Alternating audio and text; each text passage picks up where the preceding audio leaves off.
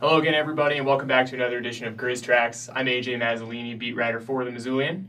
I'm Kyle Sample, a sports writer at the Mazzolian.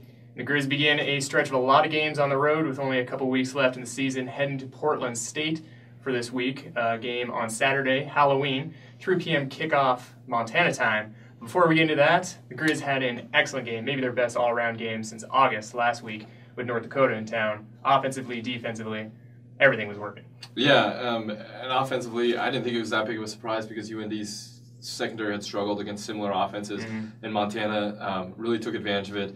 Simis, maybe for the first time this year, a quarterback gave Montana's receivers a chance to go up and make the plays that everybody expect them to make throughout the season. A lot of deep balls. McKenna Simis, the third-string quarterback starting the season, now the starting quarterback, although Brady Gustafson may be coming back here in a little bit. He's supposed to be returned from injury, back at practice.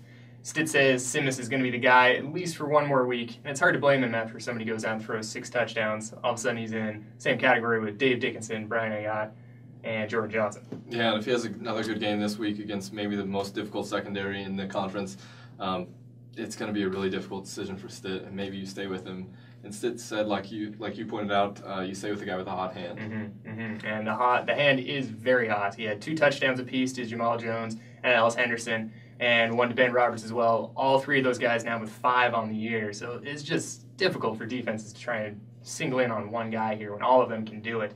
And that's going to be the task for Portland State, a team that this year has been very good against the pass, only giving up about 170 yards or so through the air. Like the Grizzlies, though, those numbers are a little bit swayed because they play Cal Poly, a team that's only going to run the ball. Right, and they did play one team that threw the ball a lot, and that was Washington State, and they did give up some yards.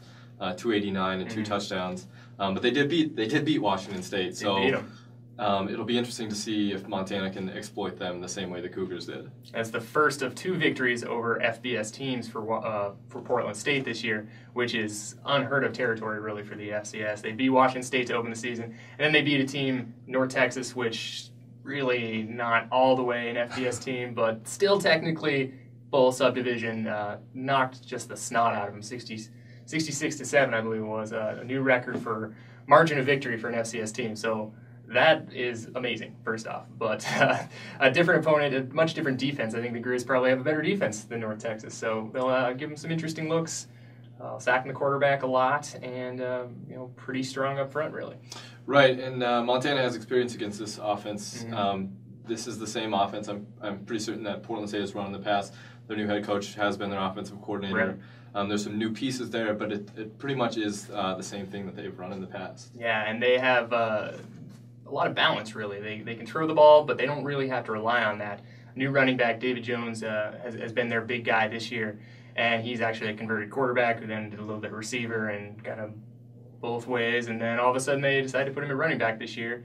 And Coach Barnum, first-year head coach for Portland State, says he still doesn't really know how to run with the ball, but he's making up for it. He had 285 yards against Montana State a couple weeks ago. Yeah, and you could probably run for 285 yards against Montana State, but still, it is impressive. Let's not bet on it. Yeah, but when he's not having as good a game, their quarterback can run, he can pass. Alex Carissa, he is one of those dual threat kind of guys that the Griz are going to have to watch out for. And maybe is difficult of a quarterback to guard as they've seen all year, except maybe Cal Poly's Chris Brown. Yeah, and I think he was a receiver also right before they moved him to quarterback. Seems like they all were. Yeah, and he actually unseated a guy who'd been their starting quarterback for 3 years, Kieran McDonough. So that's really interesting that he was able to move to that position and take hold of that position the way he has. Yeah, and the reason he's been so successful is because he's not turning the ball over. And on the other side, their defense has feasted off of the turnovers. They lead the nation in plus-minus with 12 turnovers over, 17 total turnovers versus 5 given away. So a plus 12 overall. And that's just giving them a ton of extra possessions, a ton of extra opportunity for points, while the Griz are actually on the negative side of things this year, some place that they usually don't end up being. Right, and Portland State's defense is, that's the thing they do. They force you to punt on third down. I think they only allow like 30%. They turn you over, but it's interesting they don't get a lot of pressure. They only have 12 sacks, but they must have a great secondary because I think they lead the conference in interceptions, or at least among the leaders in that category. Yeah, and they do have the individual who's leading the conference with 4 interceptions, safety Patrick Onwusor. been practicing that one.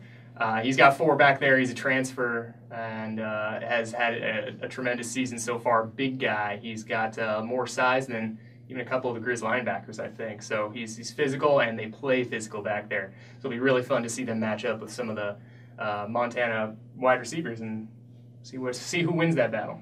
Yeah, you got to think that Montana's receivers are as talented as Washington State's. I mean, they are all Division I transfers, and they're all very capable of putting up big numbers. So, like you said, I mean, that might be the thing to watch throughout this game. Yeah, it'll certainly be fun, and we'll have to see how it all plays out. Make sure to tune in at Mazzolini.com to get updates throughout the week and during game day. And again, that game is at 3 p.m. kickoff Mountain Time from Portland against the Vikings. And make sure to pick up a copy of Mazzolini this weekend to see how everything turned out. Thanks for tuning in.